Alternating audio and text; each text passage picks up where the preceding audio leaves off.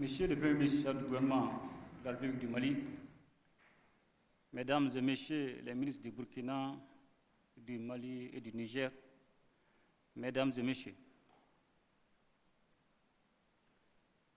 c'est avec un profond sentiment d'honneur et de responsabilité que je prends la parole aujourd'hui, à ma qualité de président de la Confédération AES, à l'occasion de l'ouverture solennelle de la première session confédérale du Conseil des ministres de l'AES. La présente rencontre intervient à un moment crucial où la complexité des défis à l'échelle mondiale exige de nous une collaboration pragmatique et renforcée, une vision claire et une action déterminée. Nos trois États, confrontés à des défis similaires, tant sur les plans sociopolitiques et économiques, ont fait le choix souverain de mutualiser leurs efforts, l'objectif étant d'apporter une réponse globale et coordonnée aux grands enjeux nationaux et transnationaux afin de bâtir un espace stable et apaisé, favorable au développement et au plein épanouissement de ces populations. Le traité portant création de la Confédération des États du Sahel, AES, adopté à Niamey le 6 juillet 2024, a formalisé le cadre de cette nouvelle alliance en définissant les fondements et objectifs à réaliser en matière de défense et de sécurité, de diplomatie et de développement. Ainsi, les dispositions de l'article 12 du traité consacrent les sessions confédérales du Conseil des ministres comme l'une des trois instances de l'architecture confédérale, en plus du collège des chefs d'État et des sessions confédérales des parlements. La session qui s'ouvre aujourd'hui revêt à ce titre une importance particulière. Elle est à la fois inaugurale et préparatoire à la tenue de la deuxième session du collège des chefs d'État de la Confédération, prévue ici même à Bamako le 22 et 23 décembre 2025.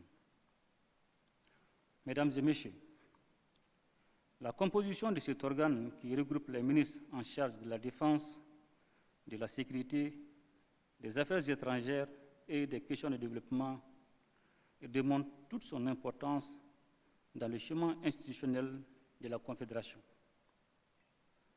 Les points inscrits à l'ordre du jour de cette première session confédérale du Conseil des ministres sont nombreux et portent sur des domaines de grands intérêts pour le futur de la Confédération.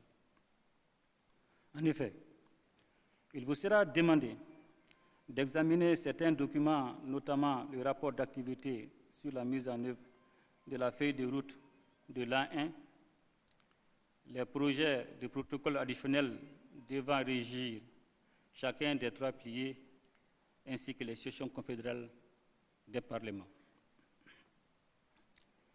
Il vous reviendra également d'approfondir les réflexions sur les acquis et les perspectives de cette alliance pour diligenter la réalisation des objectifs du traité conformément aux orientations du Collège des chefs d'État, et particulièrement en matière de sécurité, de développement et de renforcement de notre position sur la scène régionale et internationale. Mesdames et Messieurs les ministres, l'examen des différents projets de protocoles additionnels est une étape indispensable à leur adoption au cours de la deuxième session du Collège des chefs d'État. En complétant l'architecture institutionnelle de notre Confédération, ces projets de protocoles additionnels vont nous permettre de bénéficier d'un cadre juridique renforcé, favorable à l'élaboration des politiques, projets et programmes de développement au bénéfice des populations de l'espace confédéral.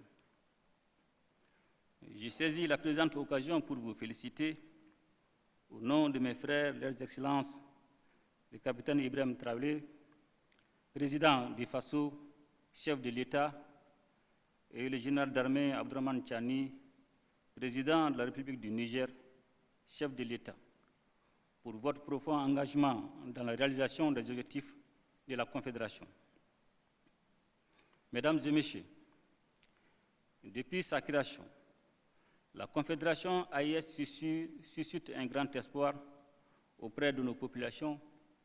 Cet espoir est l'émanation de nos idéaux d'émancipation, de liberté et d'indépendance véritable en comptant sur nos propres ressources et le génie de nos populations. En dépit des critiques et conclusions hâtives de ceux qui perçoivent le Sahel comme un espace de misère et d'instabilité, notre confédération, de par ses énormes potentialités, commence à s'imposer sur la scène africaine et internationale.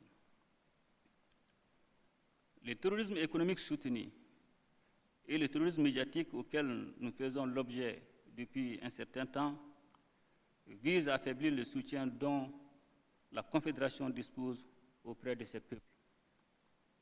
Ces actes de sabotage ne sont pas simplement le fait des terroristes, mais également une confrontation pour un positionnement géopolitique visant à sauvegarder des intérêts politiques et économiques dans le Sahel.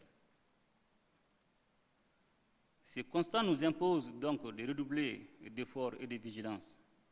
En outre, nos choix politiques et nos nombreuses actions pour faire face aux défis sécuritaires et de développement doivent être amplifiés afin de rendre notre espace plus sécurisé, intégré et prospère.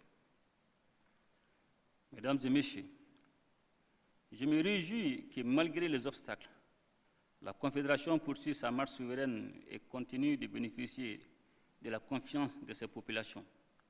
À cette occasion, je voudrais rendre un hommage mérité au vaillant peuple de l'AIS pour son abnégation et son appui constant dans la réalisation des objectifs assignés à la Confédération. Je salue également, avec une profonde admiration, le courage, le professionnalisme et la détermination de nos forces de défense et de sécurité qui, au péril de leur vie, défendent nuit et jour l'intégrité de nos territoires et la sécurité de nos concitoyens. L'Afrique, et en particulier l'Afrique de l'Ouest, est unie par une histoire pluriséculaire, une culture partagée et une géographie commune. Nos peuples sont naturellement appelés à vivre ensemble dans le respect mutuel, la solidarité et la fraternité. Ces liens historiques doivent transcender les contingences géopolitiques et demeurer au cœur de nos politiques régionales. Dans cet esprit, notre Confédération s'est engagée à promouvoir un espace de libre circulation des personnes et des biens au bénéfice de tous les ressortissants de l'Afrique de l'Ouest. C'est sur ces paroles d'unité, de responsabilité et d'espoir que je déclare ouvert les travaux de la première session confédérale du Conseil des ministres de l'AIS. Vive la Confédération des États du Sahel, un espace, un peuple, un destin. Vive l'unité africaine, qu'Allah bénisse notre Confédération. Je vous remercie.